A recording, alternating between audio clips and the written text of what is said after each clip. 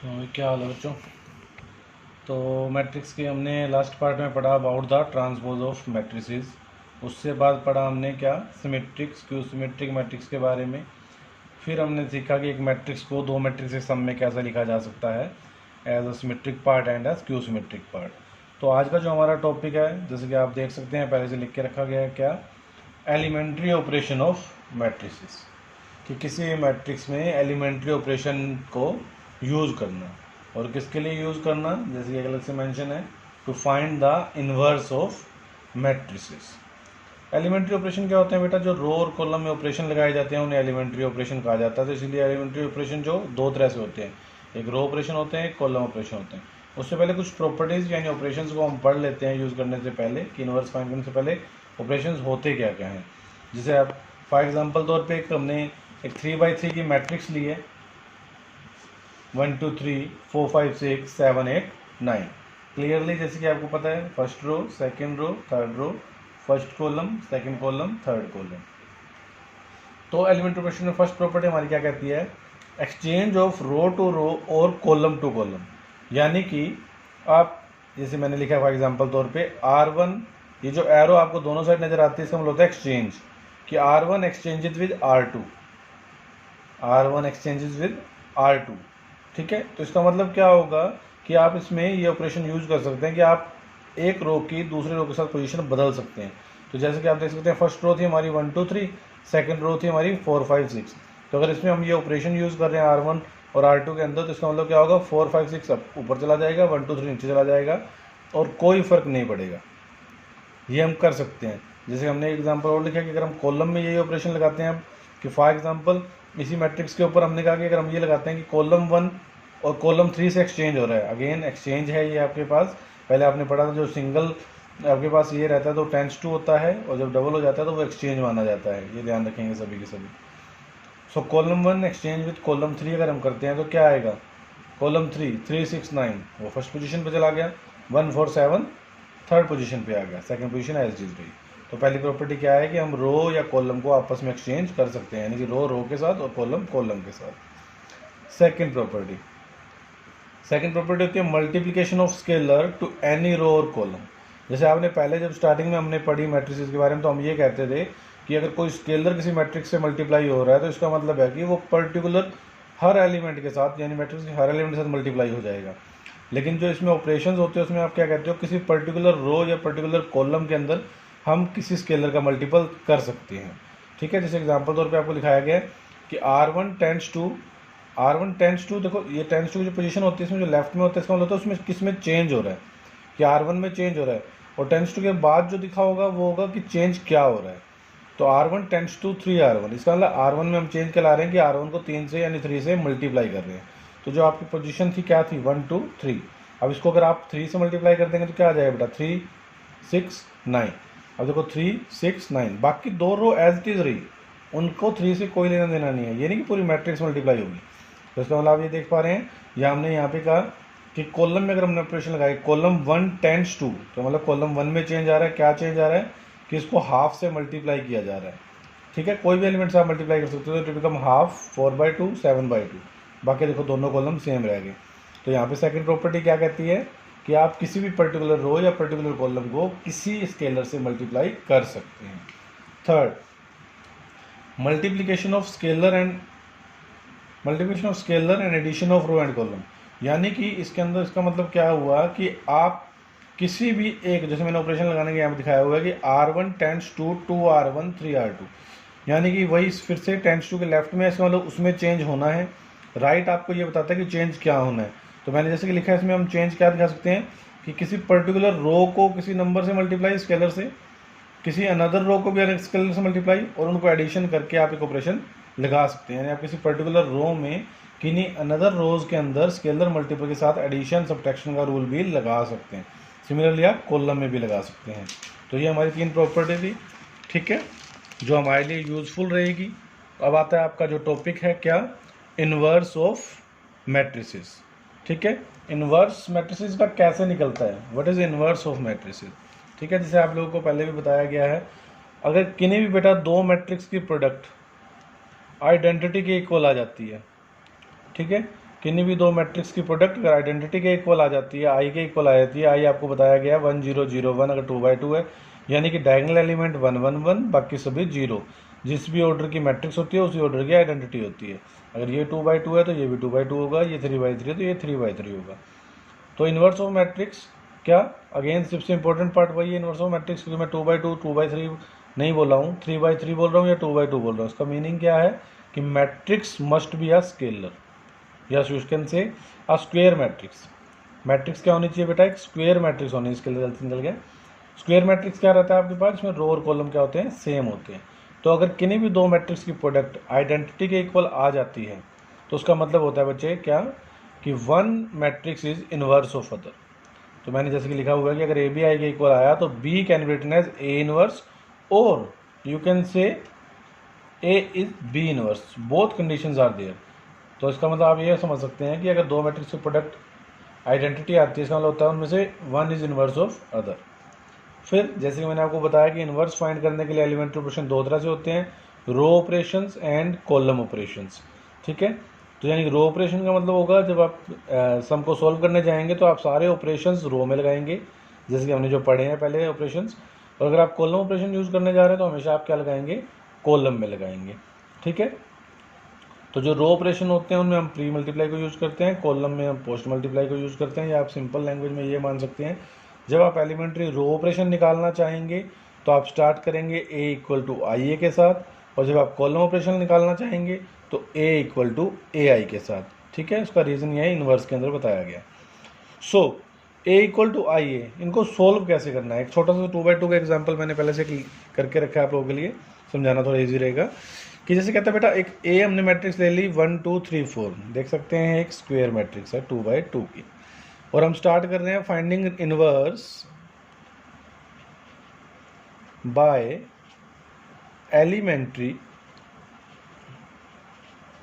रो operations, elementary row operations. ठीक है, अभी हमने 2/2 का एक रखा सोल्व करेंगे, 3/3 का भी हम समझेंगे उसके बाद। तो 1 2 3 4 जैसे मैंने बोला कि आप क्या कहेंगे रो ऑपरेशन में, ए इज इक्वल टू आई ए। इसमें एक चीज़ समझने वाली है कि आपको क्या लिखना है, जो लेफ्ट साइड में आपकी मैट्रिक्स ए है उसकी वैल्यू आपने डाल दी 1 2 3 4, आइडेंटिटी वही 2/2 है तो 1 0 0 1, और जो राइट साइड में होगा ना बच्चे अपने, चाहे कॉलम वाला होगा या रो वाला, दोनों में जो राइट साइड में आपकी मैट्रिक्स यानी ए होगा ना, उसको आप ए ही रहने देंगे। उसका रीज़न मैं अभी क्लियर करता हूँ आपको। तो इसमें हमने अब क्या करना है, इसके अंदर क्या कि अब हम ऑपरेशन यूज करते हुए क्या करेंगे, जो लेफ्ट में हमारी मैट्रिक्स है उसको आइडेंटिटी में कन्वर्ट करना चाहेंगे, यानी कि 1 0 0 1 टाइप। और जो ऑपरेशन आप इसको आइडेंटिटी में कन्वर्ट करने के लगाएंगे कोरस्पॉन्डिंग वो राइट साइड में भी लगेगा। इसको आइडेंटिटी कन्वर्ट करने का फ़ायदा क्या होगा, हमने अभी कहा कि अगर दो मैट्रिक्स की प्रोडक्ट आइडेंटिटी के इक्वल आ जाती है तो उनमें एक दूसरे का इन्वर्स माना जाता है। यानी कि अगर हम इसको आइडेंटिटी बना पाएंगे लेफ्ट वाले को, तो राइट साइड के में हम ये कहेंगे कि एक ही प्रोडक्ट जिस भी मैट्रिक्स के साथ हो रही है वो आइडेंटिटी बनने के बाद यहाँ जो भी मैट्रिक्स होगी राइट साइड में वो हमारा क्या माना जाएगा, इन्वर्स। वो क्या माना जाएगा, इन्वर्स। तो स्टार्ट करते हैं। देखो टारगेट वही है, पहला टारगेट क्या होता है, इसको आइडेंटिटी बनाना है ना, तो आइडेंटिटी बनाने में पहला टारगेट आप स्केल जो डायगोनल एलिमेंट है उनको 1 बनाने की जगह जो हमें 0 रिक्वायरमेंट है ना, जहाँ जहाँ हमें 0 बनाने पे पहले फोकस करना है। तो अगर 2/2 में आए तो हमारा पहला फोकस होगा इसको 0 बनाना है, यानी कि जो A to 2 इसके नीचे जो एलिमेंट है, यहाँ पे अगर 1 की जगह 3 4 5 कुछ भी दिया होता ना, हमें उससे नहीं लेना देना, पहले हमें 0 के पीछे भागना है। तो इस एलिमेंट को 0 करना है। अब याद करो एलिमिनेशन मेथड एक छोटा सा मेथड होता था अपना लीनियर इक्वेशन इन 2 वेरिएबल में, वही फोकस करना है बस कि भाई इनको 0 बनाना है। तो क्या करो, एलिमेंट्स, इसका एलिमेंट क्या है 1, इसका एलिमेंट क्या है 3, तो एक्सचेंज, यानी कि R2 का एलिमेंट 3 है तो उसको R1 से मल्टीप्लाई कर दो, इसका एलिमेंट 1 है R1 का तो उसको R2 से, मतलब क्रॉस, ये 3 इसके साथ होगा 1 इसके साथ। तो हमने चेंज किस में लाना है बेटा, यहाँ 0 लाना है तो R2 में चेंज लाना है। मैंने कहा था जिसमें चेंज लाना है वो लेफ्ट में रहता है। टेंड्स टू मतलब ये बताता है कि चेंज अब क्या होने वाला है। तो चेंज हमने क्या किया, एक तरह से इसका R1 का एलिमेंट 1 है उसको R2 से मल्टीप्लाई कर दिया, R2 का एलिमेंट 3 है उसको R1 से मल्टीप्लाई कर दिया और सब्ट्रैक्ट कर दो कि R1 के हर एलिमेंट को R2 के हर एलिमेंट को 1 से और R1 के हर एलिमेंट को 3 से मल्टीप्लाई करना तो माइनस कर दो। तो बेटा इसको 1 से करेंगे कोई फ़र्क नहीं पड़ता, इसको 3 से करेंगे तो 3 - 3 क्या हो गया 0, इसको 1 से करते हैं कोई फ़र्क नहीं पड़ता, इसको 3 से करेंगे 3 2 जा 6 तो 4 - 6 - 2। अब देखो इक्वल टू में ये सेम ऑपरेशन आप राइट साइड में भी लगाएंगे कोर्सपॉन्डिंग के अंदर, तो R1 पे तो कोई फर्क नहीं पड़ा, वो तो 1 0 ही आ गई। R2 पे क्या ऑपरेशन लगाया, इसको 1 से करो, 0 को 1 से करेंगे कोई फर्क नहीं पड़ता। R1 को 3 से करो और माइनस करो, तो 0 में से 3 माइनस होगा तो क्या आ जाएगा बेटा, -3। R2 को 1 से, 1 को 1 से करो कोई फर्क नहीं पड़ता। R1 को 3 से, तो इसको अगर आप 3 से करेंगे तो क्या आएगा, 0, कोई फर्क नहीं पड़ता, तो 1 रिमेन 1। फिर अब देखो अपना टारगेट शुरू हो गया ना, नीचे 1 0 0 1 बनाना, तो अब अपना टारगेट क्या हो गया, इसको 0 बनाना। इसको 0 बनाने के लिए हम किसको यूज़ करेंगे, एक ही रो अपने पास एक्स्ट्रा R2। अब देखो ये सेम एलिमेंट आ गया, 2 - 2 हमें देख के पता लग रहा है, इनको ऐड करेंगे तो 0 हो जाएगा यहाँ पे सॉरी, अगर इनको ऐड करेंगे तो यहाँ 0 हो जाएगा। लेकिन अगर यहाँ पे कोई और एलिमेंट होता बेटा, जैसे यहाँ था पहले की तरह, मान लीजिए यहाँ 3 होता, यहाँ 4 होता, तो वही रूल रहेगा, इसको 3 के साथ, इसको 4 के साथ, वही एलिमिनेशन मेथड, सिंपल। तो उसको ध्यान में रखते हुए हमने ऑपरेशन क्या लगाया, क्योंकि हमें चेंज कराना है, यहाँ 0 चाहिए।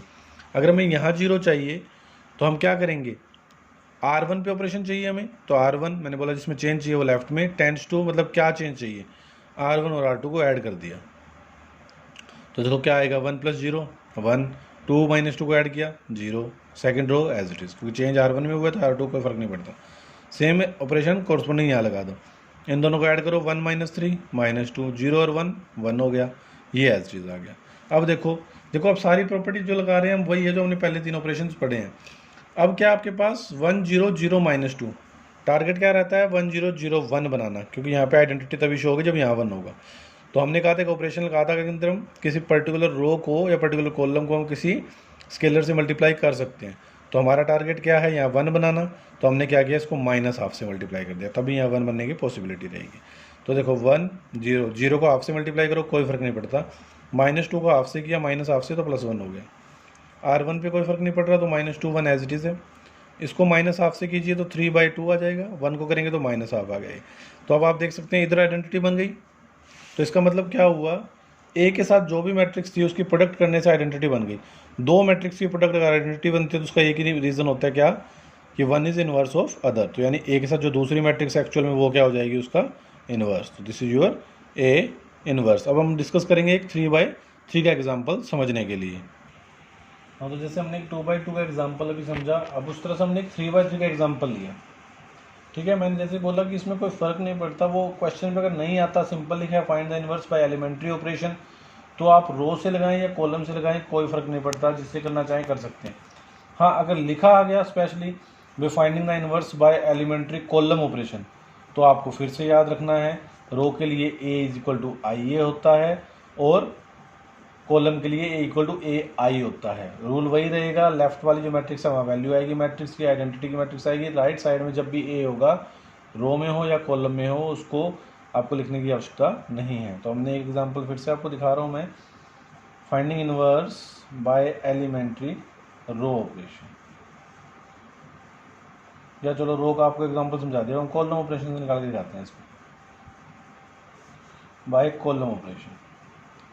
ठीक है, तो रो का आपको एग्जांपल दिखा दिया, मैं कहूँगी कॉलम का एग्जांपल नहीं हुआ। Find the inverse by column operation, तो कॉलम ऑपरेशन के लिए आपको बताया बेटा, एज वी नो, बस कॉलम ऑपरेशन मतलब इसमें आप रो ऑपरेशन नहीं लगा सकते, सारे कॉलम लगने पड़ेंगे। तो इसका मतलब A = क्या लेना है, AI, बस। तो A कितना है, 3 2 4 5 2 7 4 3 6 = AI। I क्या है, 1 0 0 0 1 0 0 0 1। ठीक है, टारगेट अब क्या रहेगा, इस मैट्रिक्स को ये मैट्रिक्स दिखाना, कहने का मतलब है गिवन मैट्रिक्स को आइडेंटिटी में कन्वर्ट करना बाय कॉलम ऑपरेशंस। अब कॉलम में बनाना है हमें, तो कॉलम में हमारा टारगेट क्या रहता है, जब भी रो में मैं बताऊंगा, इसके बाद में आपको रो का भी वो बता दूँ। सो कॉलम ऑपरेशन के लिए आपको बताया कि अब इसके अंदर क्या है, आपको इधर से आइडेंटिटी आ गई, इसको आइडेंटिटी में कन्वर्ट करना है। अब हमें कॉलम ऑपरेशन लगाने, कॉलम ऑपरेशन में मैंने बोला वही टारगेट रखना है अपने को, क्या कि जो डायगोनल एलिमेंट है हमें पता 1 1 1 करना है, लेकिन हमें 1 1 के पीछे नहीं जाना, 0 के पीछे पहले जाना है। तो पहला टारगेट क्या रखा करो, जो ये पहले कॉलम को के साथ, यानी सेकंड कॉलम और थर्ड कॉलम में जो पहला एलिमेंट है ना, इनको 0 बनाओ। इनको 0 किसकी बेस पे बनाना है, कॉलम 1 से। अब आप कॉलम 2 में 0 बनाना चाहते हैं यहाँ पे, ठीक है, बाय हेल्प ऑफ कॉलम 1। कैसे करेंगे? वही एलिमिनेशन मेथड। अब इसके एलिमेंट को इससे, इसको इससे, यानी इसका कॉलम 1 का एलिमेंट क्या है 3, तो उसको मल्टीप्लाई किसके साथ कर दो? कॉलम 2 के साथ। और कॉलम 2 का एलिमेंट क्या है 5, उसको एलिमेंट की मल्टीप्लाई किसके साथ कर दो? कॉलम 1 के साथ। और क्या कर दो? दोनों को माइनस। क्लियर? आप एक साथ चाहे रो में हो चाहे कॉलम में हो, अगर आप कॉलम 2 में ऑपरेशन किस पर यूज करके लगा रहे हैं? कॉलम 1 का, तो आप कॉलम 3 में भी यूज करके कॉलम 1 ऑपरेशन लगा सकते हैं। हाँ, ऐसा नहीं कर सकते आप कि कॉलम 3 में ऑपरेशन लगा रहे हो और उसमें कॉलम 2 यूज कर लो। क्यों? क्योंकि आपने कॉलम 2 में तो भी ऑपरेशन चल रहा है आपका ऑलरेडी, और कॉलम 3 में भी आप कॉलम 2 यूज कर लो, वो गलत हो जाएगा। तो आप कॉलम 2 में जब ऑपरेशन लगाएंगे, कॉलम 3 में ऑपरेशन लगाएंगे, दोनों कॉलम 1 यूज करके। अब देखो कॉलम 1 क्या है 3, कॉलम 3 क्या है 4, वही एलिमेंट 4 के साथ, मतलब कॉलम 3 में हमें पहले चेंज 3 में आ रहा है, 3 पहले लिखा जाएगा, तो 3 को किससे करना पड़ता है? अपोजिट। और 1 को किससे करना पड़ेगा? 4 के साथ। और क्या करेंगे? सब्ट्रैक्ट, क्योंकि आपको दिख रहा है 0 तो भी बनेगा, सब्ट्रैक्ट होगा। तो यहाँ थोड़ा सा समझ के करना है। कॉलम 1 क्या है, कोई फर्क नहीं पड़ता, एज इट इज रहेगा, क्योंकि कॉलम 2 और 3 में अब दिमाग में फिक्स रखना है। देखो कॉलम 2 पे ध्यान दो सिर्फ। कॉलम 2 के पहले एलिमेंट को किससे मल्टीप्लाई करना है? 3 से, तो 3 5 जा 15, इसको करना है 5 से, तो 5 3 जा 15, दोनों को सब्ट्रैक्ट किया, क्या हो गया बेटा? 0। कॉलम 2 को किससे करना था? 3 से, तो ये हो गया 3 2 जा 6। कॉलम 1 को करना है 5 से, तो ये हो गया 10, तो 6 - 10 -4। आराम से करेंगे, दिक्कत नहीं आएगी। C2 को 3 से, तो 3 7 जा 21। C1 को 5 से, तो 21 - 21। Got it? अब कॉलम 3 पे भी सेम रूल पे चलो। कॉलम 3 को 3 से, तो 4 3 जा 12, 1 को 4 से, तो 4 3 जा 12, तो क्या बन जाएगा? 0। इसको 3 से करना है, तो 3 3 जा 9, 4 से करेंगे तो 4 2 जा 8, तो 9 - 8 1, 3 से करेंगे तो बेटा 18, 4 से करेंगे तो 16, तो 18 - 16 2। अब ये सेम कोरस्पॉन्डिंग आप किस में लगाएंगे? आइडेंटिटी पे भी। तो कॉलम 2 पे लगाइए, इसको 3 से मल्टीप्लाई किया, कोई फर्क नहीं पड़ा। कॉलम 1 को 5 से किया, 5 हो गया, तो 0 - 5 -5। 3 से किया, 3 हो गया, 0 से कोई फर्क नहीं पड़ता, तो इट बिकम 3, दोनों ही 0 0 है, कोई फर्क नहीं पड़ता। फिर कॉलम 3 पे आ जाइए बेटा। कॉलम 3 में क्या करना है? इसको 3 से मल्टीप्लाई करना था और इसको 4 से, तो 3 से किया कोई फर्क नहीं पड़ेगा, लेकिन 4 से किया तो ये 4 हो गया, तो बन गया -4। फिर दोनों ही 0 0 है, कोई फर्क नहीं पड़ने वाला। 3 से मल्टीप्लाई किया C3 को, C1 को 4 से, कोई फर्क नहीं पड़ता, लेकिन इसको फर्क पड़ गया क्योंकि 3 आ गया। Got it? अब फिर अब देखो अपने पास क्या चाहिए होता है? 1 0 0 0 1 0 0 0 1। अब अपना टारगेट क्या रहेगा? और 0 बनाना। यानी कि आप इसको अगर मान लीजिए आप 0 बनाने जाते हैं, देखो कंडीशन समझने की जरूरत है कि अब अपने को यहाँ 0 चाहिए, ये तो 0 बनाना नहीं है, इसको 0 बनाना है। इसको 0 किसको यूज़ करके बनाओगे? अब आप ये ध्यान रखना है, पहले आपने कॉलम 2 और कॉलम 3 के एलिमेंट 0 कर लिए, किसको यूज़ करके? कॉलम 1 को। अब आप कॉलम 2 और कॉलम 3 को आपस में यूज़ करोगे पोजीशंस को 0 बनाने के लिए। ठीक है? अब जैसे आपको देखो यहाँ आपने पहले ये दोनों 0 बना लिए, अब आपको ये 0 बनाना है, तो कॉलम 3 पे जा दो। ठीक है? कॉलम 3 पे जाओ, क्या आएगा? वही रूल है बेटा सेम। अब एक प्लस और एक माइनस है, तो प्लस करना पड़ेगा। कॉलम 3 को किससे करोगे आप? -4 से मल्टीप्लाई। कॉलम 2 को किससे करोगे आप? 1 से मल्टीप्लाई। और क्या कर दोगे? दोनों को ऐड या सब्ट्रैक्ट। सब्ट्रैक्ट करने में बेनिफिट होगा कि ऐड करेंगे तो फिर से -4 बन जाएगा। या आप चेक कर लीजिए, तो सिंबल है तो +4 से कर लीजिए, आपके लिए ज़्यादा बेनिफिशियल रहेगा, क्योंकि इसको आप दिख रहा है 4 से करके मल्टीप्लाई, इसमें ऐड करेंगे तो ज़्यादा ये 0 बन जाएगा। सो क्या आ गया बेटा? First column as it is, second column as it is, third column में आ जाओ। 4 से मल्टीप्लाई किया, 1 से किया, कोई फर्क नहीं पड़ता, दोनों 0 है। कॉलम 3 को 4 से किया, इट बिकम 4, इसको 1 से किया, सेम रहेगा, दोनों को ऐड किया, क्या बन गया? 0। इसको किया 4 से, 4 2 जा 8, इसको 1 से किया तो ये बन गया 9। ठीक है? थोड़ी थोड़ी रूप दिखना शुरू हो गया कि हमें क्या बनाना है। तो फर्स्ट कॉलम बेटा एज इट इज चल रहा है, second column as it is चल रहा है। थर्ड कॉलम में देखेंगे 4 से मल्टीप्लाई करना है और उसमें C2 ऐड करना है। तो 4 से मल्टीप्लाई किया, -16 -5, तो माइनस का 21। 4 से किया, कोई फर्क नहीं पड़ा, इसको 1 से करके ऐड करेंगे तो क्या बन जाएगा? 3। 4 से किया, 12 हो गया, 0 को फर्क नहीं पड़ता। अब देखो अब अपने पास अपने को ना धीरे धीरे धीरे धीरे कंडीशंस क्लियर होनी शुरू हो जाती हैं। अब क्या होगा, मैंने जैसे बताया ना आपको, पहले आपने ये दोनों जीरो बनाए, अब ये जीरो बनाए, आपको टारगेट ध्यान रखना है, अब आपको ये जीरो बनाना है, उससे ईजी रहेगा बहुत ज़्यादा। ठीक है, उससे क्या हो जाता है आपके लिए, बहुत ईजी हो जाएगा। क्यों? क्योंकि मैक्सिमम आपको जीरोस दिखने शुरू हो जाएंगे उसके बाद। तो इसका मतलब पहले स्टेप याद रखते हैं ना, गलती नहीं होती है, इसलिए मैंने बोला कि आपको याद रखना है पहले ये दोनों जीरो, फिर ये जीरो, अब हम ये जीरो, मतलब इस तरह से घूम के आएंगे तो ज़्यादा ईजी रहेगा। अब हमें ये जीरो बनाना है बेटा, ये जीरो किसको बेस पे यूज़ करना है, फिर मैंने बोला ना पहले दो जीरो जो बने हैं वो कॉलम 1 पे बने हैं, बाद में जो दो जीरो बनने हैं वो कॉलम 2 3 को आपस में यूज़ करना है। अब आप क्या कर सकते हैं, कॉलम 2 में आप चेंज चाहते हैं, यहाँ पे कॉलम 3 को यूज़ कर लीजिए बेटा, साफ दिख रहा है यहाँ पे। क्या करेंगे, कॉलम 2 को मल्टीप्लाई करेंगे 9 से, और माइनस क्या कर देंगे उसमें से कॉलम 3, तो क्या आ जाएगा, फर्स्ट कॉलम तो वैसा जैसा है। अब इसको देखो आप, जीरो से मल्टीप्लाई किया कोई फ़र्क पड़ता है, कोई फ़र्क नहीं पड़ता, सेम ही रहेगा, ना 9 से ना कुछ।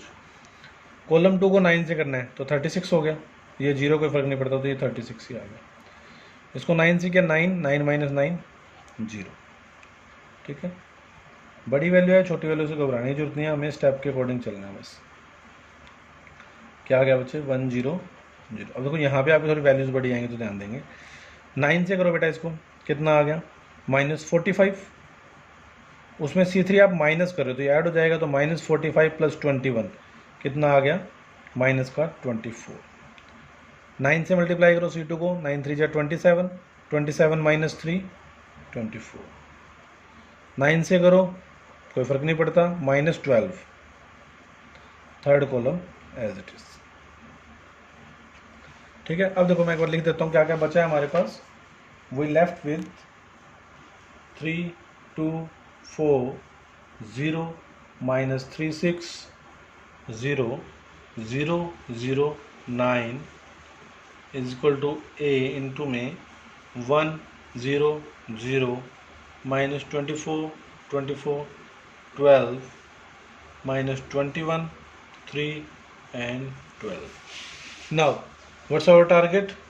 अब लगभग इजी दिखना शुरू हो गया, देखो आपको पहले ये दो जीरो हुए, ये जीरो, अब हमें ये दो जीरो लाने हैं। तो क्लियर है बेटा, जब भी C1 में आप अब जीरो लाएंगे तो क्या करेंगे, एक बार C2 को यूज़ करेंगे, एक बार C1 को यूज़ करेंगे। तो पहले आप C1 में चेंज चाहते हैं क्या, यूजिंग C2। तो आप देख पा रहे हैं अगर इसको हम 18 से मल्टीप्लाई कर दें, ठीक है, 18 2 36 और C2 ऐड कर दें, ठीक है, क्योंकि 36 का जब इसका मल्टीपल है तो 36 और 2 को चेंज करने की जरूरत नहीं है। सिंपल आप 18 से मल्टीप्लाई कीजिए किसको, C1 को, और उसमें C2 ऐड कर दीजिए, तो क्या आएगा। अब देखो 18 से मल्टीप्लाई करें, 18 3 जा 54, नो इशू, जीरो है तो कोई फ़र्क नहीं पड़ता, 54 हो गया भाई। 18 2 जा 36, 36 ऐड होगा तो क्या बन जाएगा, 0। 18 4 जा 72, कोई चक्कर नहीं है, बड़ी वैल्यूज़, क्योंकि हमने एग्जाम्पल रेंडम लिया है तो वैल्यूज़ बढ़ी जा रही है, और बढ़ी भी जा रही है तो कोई फ़र्क थोड़ी पड़ता है, इतनी कैलकुलेशन हमारी आती है हमें। तो 18 से करेंगे तो क्या आएगा बेटा, तो देखो जैसे अपन ने यहाँ जीरो बनाने के लिए जो ऑपरेशन यहाँ लगाया, कंसिडरिंग राइट साइड में भी लगेगा, तो राइट साइड में बेटा क्या आ गया, 18 से मल्टीप्लाई करो C1 को, तो 18 -24 -6 0 0 कोई फ़र्क नहीं पड़ता, तो as it is 24 and -12। Clear.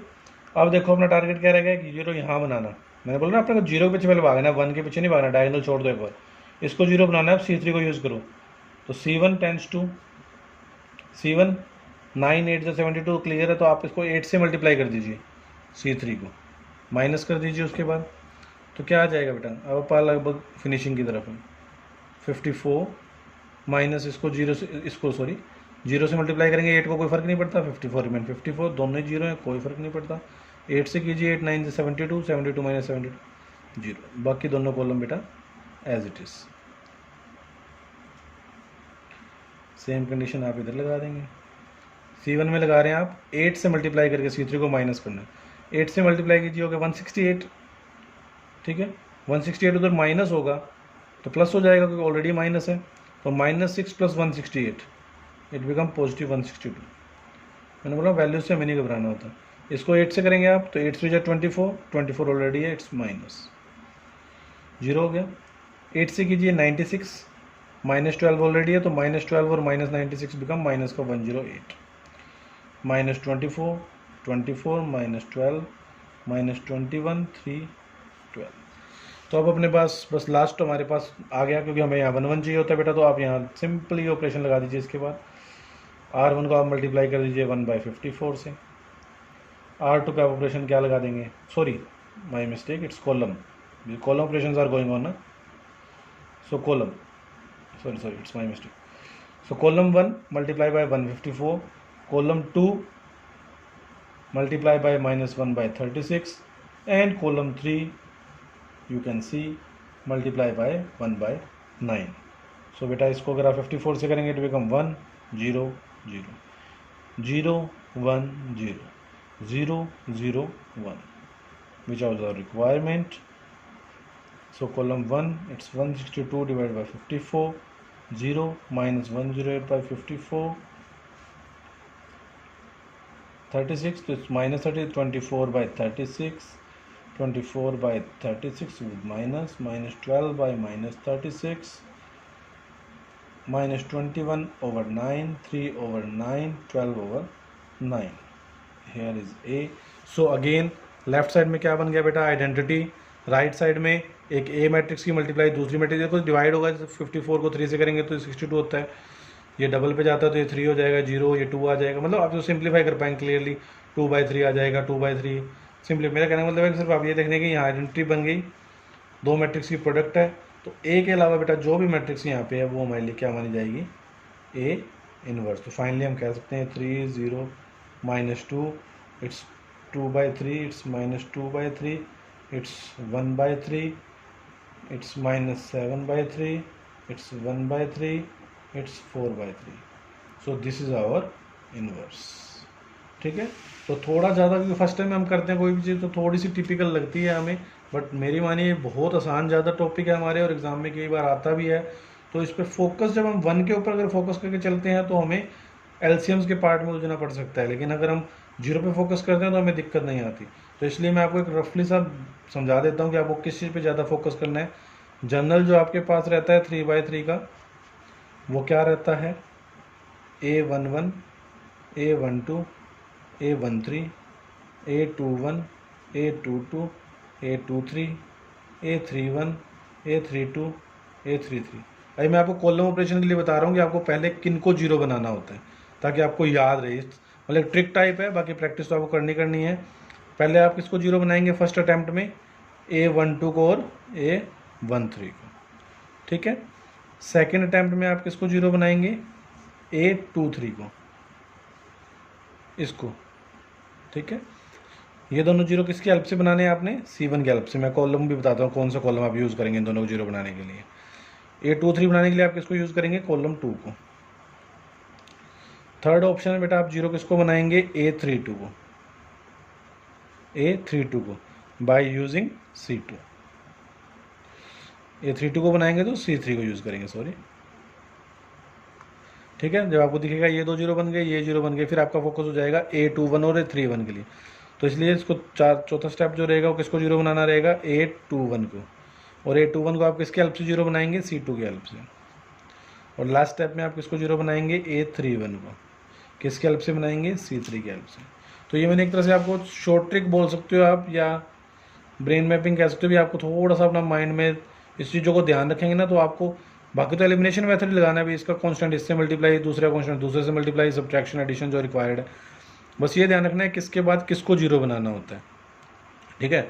तो इसको मैंने आपको लगभग एक बार ब्रीफली फिर बोल देता हूँ। पहले A1, A12, A13 बनेंगे by help of A11 which is C1, then we will move to A23 by using C2 with this element, then we will make A32 0 with the help of C3, then go for when you have these two 0, these are required points, so we need to make 0 these 2 points, A21 and C1. So first of all make A21 with the help of C2, then A31 with the help of C3. Then you will see ki the condition is look like all the elements are 0 except diagonal elements. Then for diagonal elements you apply the last result, just try to make one whichever be the constant, just multiply by its reciprocal. 54 1/54, 36 minus 1/36, 9, it's 1/9. So you will get your required result। एक छोटा सा इसके अंदर मैं addition के तौर पे आपको होमवर्क तौर पे ही दे रहा हूँ, बस आपको एक ट्रिक अगर 3x3 में आपकी रो आ जाती है, again A11, A12, A13, A21, A22, A23, A31, A32, A33, ठीक है। क्वेश्चन नहीं करवाऊंगा, वो आप खुद प्रैक्टिस करेंगे, कोई डाउट होगा तो जरूर बताएंगे। जैसे उसमें बताया, इसमें वही करना है आपको। सबसे पहले क्या करना है, अपने मेन एलिमेंट के नीचे वालों को जीरो बनाना है, यानी कि फिर से आपका पहला टारगेट क्या रहेगा, A21 और A31 को जीरो बनाना with the help of first row, ठीक है। फिर अगेन पहले किसको जीरो बनाना है, टारगेट क्या रहेगा, ये दो जीरो जब हो जाएंगे तो हमारा टारगेट किसको रहेगा, A23 को बनाना। A23 किसकी हेल्प से बनाएंगे आप, R3 की हेल्प से, ठीक है। फिर क्या टारगेट रहेगा थर्ड में, A32 को जीरो बनाना, यानी इसको जीरो बनाना।